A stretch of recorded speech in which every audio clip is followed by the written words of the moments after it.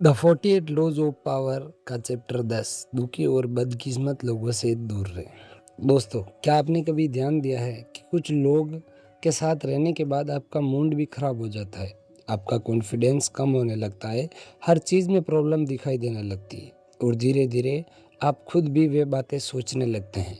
अब सोचिए, अगर यही चीज़ आपके बिजनेस में हो जाए तो एक गलत इंसान आपका पूरे बिजनेस का माहौल बदल सकता है। रोबोट ग्रीन का लो 10 इसी साइकोलॉजी के बारे में है। Infection avoid the unhappy and unlucky. लेकिन इसका मतलब ये बिल्कुल भी नहीं है कि किसी परेशान इंसान की मदद मत करो। असली सीख है किसी को लगातार नेगेटिविटी को अपनी ज़िंदगी का हिस्सा मत बनने दो। एक बिजनेस की कहानी के थ्रू समझते हैं। एक शहर में दो दोस्त थे, अजय और रोहित। दोनों ने साथ साथ में एक छोटा बिजनेस शुरू किया। अजय बहुत मेहनती था। वह हर दिन नई चीज़ें सीखता, कस्टमर से बात करता और बिजनेस को आगे बढ़ाने का तरीका खोजता। लेकिन रोहित हर चीज़ में समस्या देखता था। वह कस्टमर कम आए तो वह कहता था ये बिजनेस कभी नहीं चलेगा। अगर सेल्स कम हुई तो वह कहता था मार्केट ही खराब है। अगर कोई नया कंपटीटर आया तो वह कहता था अब हमारा काम खत्म है। शुरुआत में अजय उसे समझाता था, लेकिन धीरे धीरे उसकी अपनी सोच भी बदलने लगी। वह नए आइडियाज़ पर काम करने से डरने लगा। उसने एक्सपेंशन करना रोक दिया, मार्केटिंग पर खर्चा करना बंद कर दिया और कुछ महीनों बाद वही बिजनेस जो अच्छी तरह ग्रो कर सकता था वह रुक गया। एक दिन अजय ने एक बात समझाई, प्रॉब्लम सिर्फ मार्केट में नहीं थी, प्रॉब्लम उनकी सोच में भी फेल हो चुकी थी। रोबोट ग्रीन की सीख। रोबोट ग्रीन कहते हैं इंसान की इमोशनल स्टेटस दूसरों पर असर डालती है।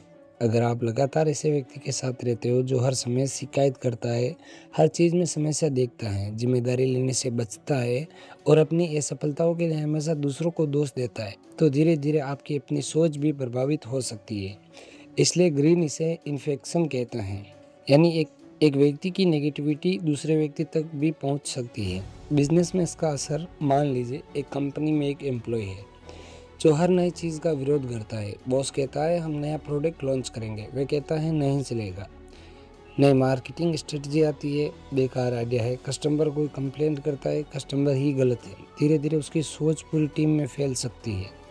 लोग एक्सपेरिमेंट करना बंद कर सकते हैं, नए आइडियाज़ देना बंद कर सकते हैं और कंपनी कंपटीशन से पीछे रह सकती है। दूसरी तरफ एक ऐसा लीडर जो प्रॉब्लम को स्वीकार करता है लेकिन सॉल्यूशन भी खोजता है, टीम को आगे बढ़ने की एनर्जी देता है, यही फ़र्क बिजनेस और कल्चर बदल सकता है।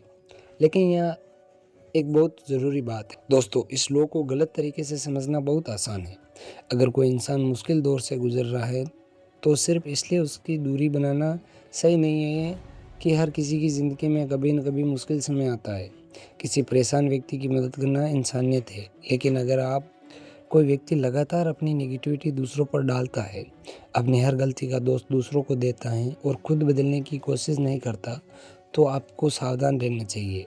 एम्पैथी रखिए लेकिन अपनी बाउंड्रीज में भी रहिए।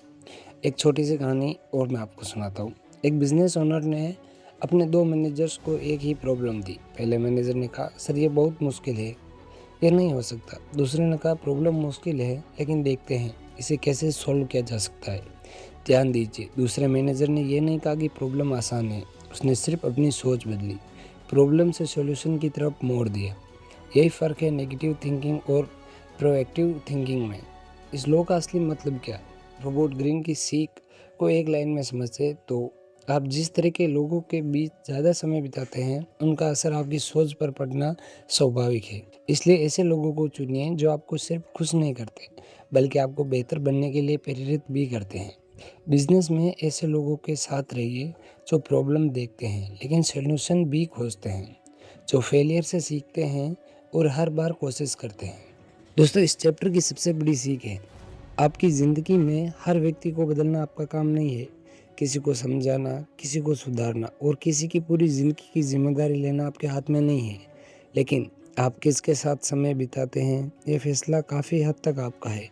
इसलिए अपने आसपास के लोगों को ध्यान से देखिए, क्या वे आपको आगे बढ़ा रहे हैं या हर दिन पीछे खींच रहे हैं। लो 10 की सबसे बड़ी सीख, नेगेटिव इंसान से नफरत मत करो लेकिन उसकी नेगेटिविटी को अपनी सोच मत बनने दो।